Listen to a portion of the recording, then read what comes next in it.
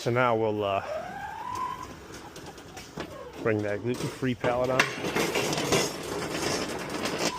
Get that stacked off to the side.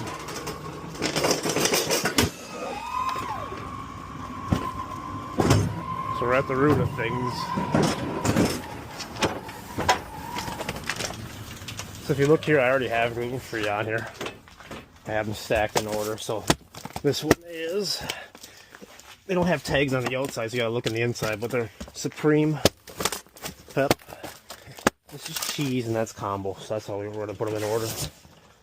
Here's Pep, Supreme Pep. Probably Pep too. Pep, nope, Supreme. These things sell so fast. Two up here. There's another Pep. Pep. Normally you would rotate those. These are all going to be the same day because they came off the same pallet. I ordered two of them at the same time. Great. And then you check when you get in the store anyways. When you rotate on the shelf. The sausage Pep was down the very bottom one here. Another sausage Pep. That should be it as well, yep. I thought I ordered this pepperoni, yep. Cheese.